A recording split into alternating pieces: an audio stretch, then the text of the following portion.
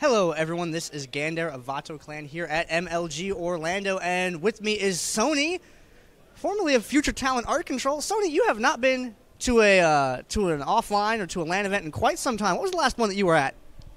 5 years ago would be Korea Courage League. It was my actual last one overall. After that, the only other event I really did was Spirit Tournament 2008 online through iCup. Now, from events then to events now. Hi. Hey, I love it when that happens. So from events then to events now, how have things changed? Changing-wise, there's definitely a lot more spectators that I've seen here at an American event. Just the format in general has been a lot of different too. Because the last time I did an offline event, when someone was in a heat, their computers opened up, someone else jumps right back in, keep things moving on with the games, continuously going. Here, not so much. Usually they kind of have a restriction. 15 minutes prior to your match, you can get on the computer, get set up.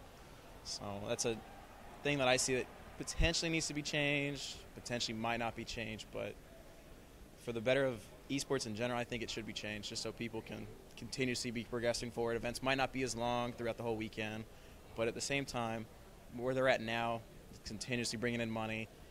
So. All right, and you took on the open bracket here at Orlando. How did that treat you? Open bracket overall, since I've never done MLG before, just had to end up playing first round. Most people have done them before, some get buys. First match, I want to say, was a 15-50 Masters Zerg on North America right now. ZVZ is not my strongest matchup. First game, what was the opening map? I don't even remember what the opening map was, to be honest. I want to say it went just maybe Shakura's Plateau. Was it? Yeah, sure, Shakura's Plateau. It's about a 28-minute game overall. Ended up doing a 15 expand. He opened up with a 14-14 into Banelings, so I kind of countered that. Ended up coming out of it with a win. Second game, he ended up saying he wanted Tolodrum for his next map. When I heard that, I've been on Korean ladder here for the past about 4 months now, and there's been a build that's been going around for it's a quick speedling build, kind of can be an all-in unless you know how to transition it just right. So I kind of assumed he'd do a 15-hatch build just to kind of, this is what he did the past game, this is what I'm going to do just to try and see what happens. So I just did a 10 Vespian, 10 spawning pool, 3 drones on that, get my 100 gas real quick, get my speedlings out, 15 on my queen, and was able to take that game. So I ended up 2-0ing that. Round 2, the brackets ended up getting switched. I was originally supposed to play against Complexity's Trimaster. Come to find out about 10 minutes prior, no, I ended up playing Kawaii Rice from Fnatic MSI. First game was on Tolodrum.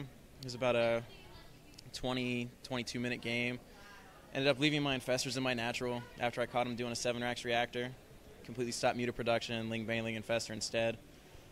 And lost the game because I forgot my infestors overall. Then game 2 I lost. So I'm a little heated about that. Took a walk, collected my thoughts on it.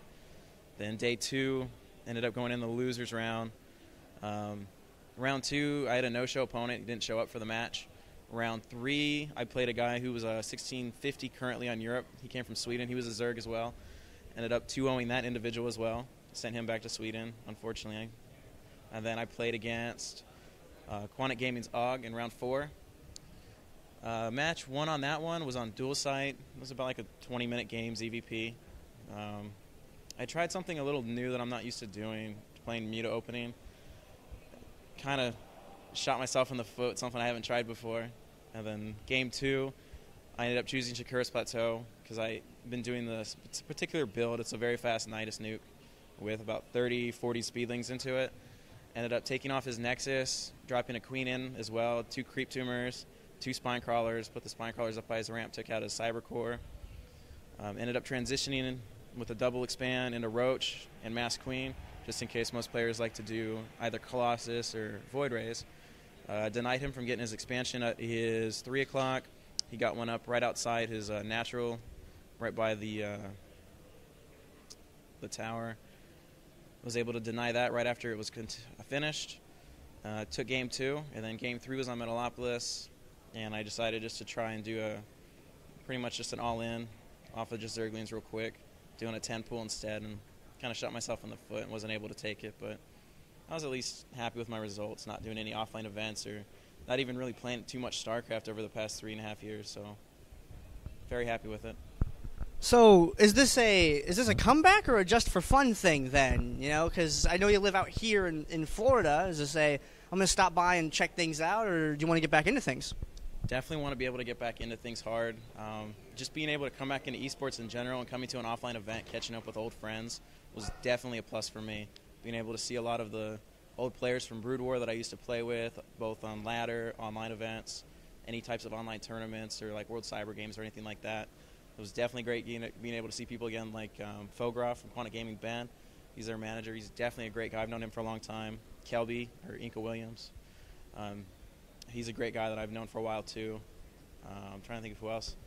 A lot of the players on EG like Bryce, Jake, or Machine, LZ Gamer. It's great seeing them again too. So I definitely want to continue doing it and definitely see what takes me doing it. I mean, I play right now 8 hours a day, give or take, at least 40 hours a week. So I'd definitely love to get back into it overall, and hopefully I'll be able to go to Providence next month. Well, it'd be really awesome to see you at another event.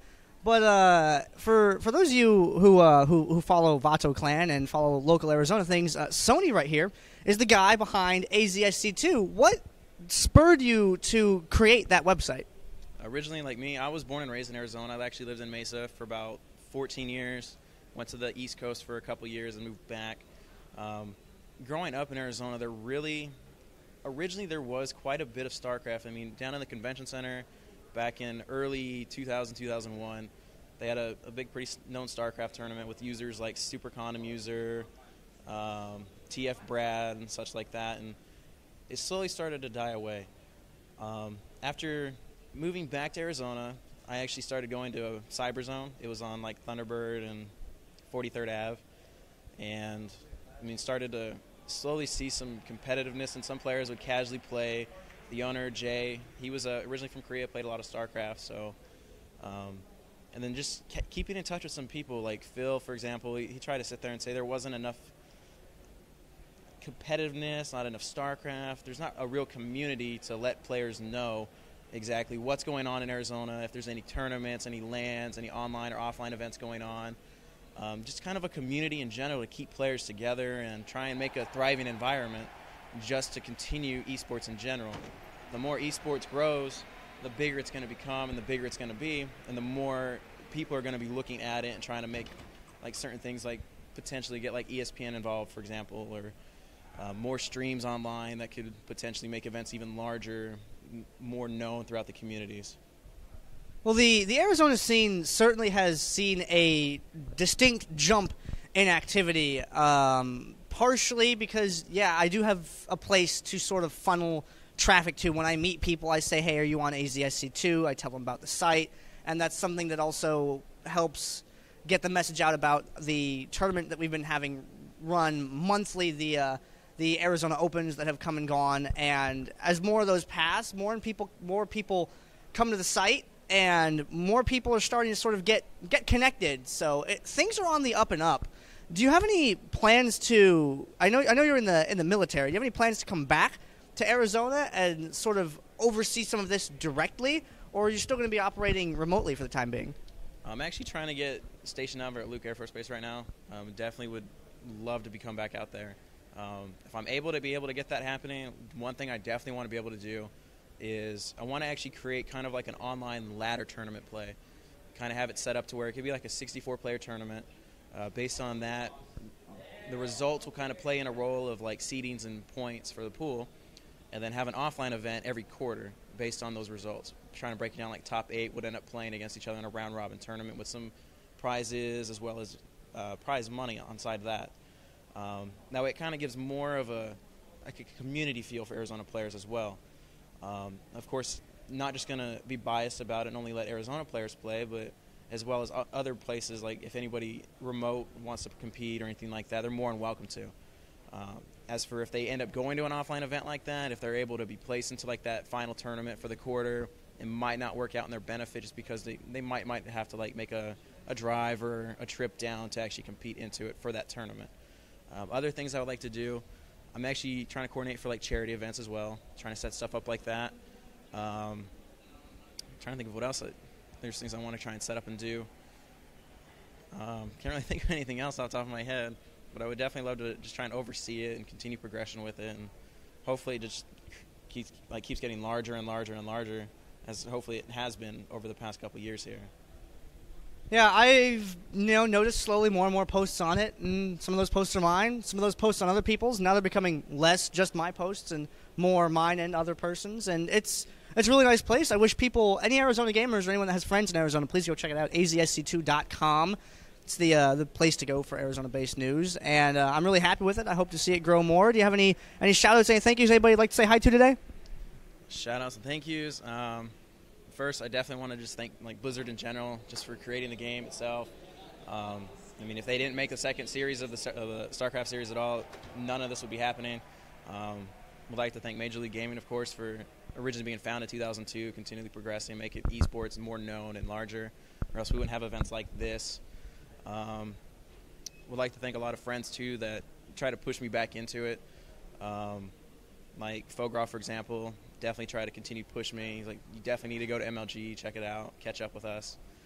And just anyone in general who's interested in esports. I mean, without those individuals or fans of the StarCraft series, I mean, esports wouldn't exist. There would be no reason to have events, wouldn't have any reason to attend and compete and try and actually have a competitive scene. So definitely want to thank anyone that's interested or that actually supports esports in general. All right, cool. And people can check you out. You have a live stream too, right? Yes, I do. It's hosted on Team Liquid, of course. If you just want a hot link to it, twitch.tv/FTACT Sony. Typically, streaming-wise, I haven't been streaming too much. Just been stuck on some random shifts for the military right now. But usually when I'm on, I like to stream, whether it's on North America, Europe, Korea. I mean, 900 Masters on Korea.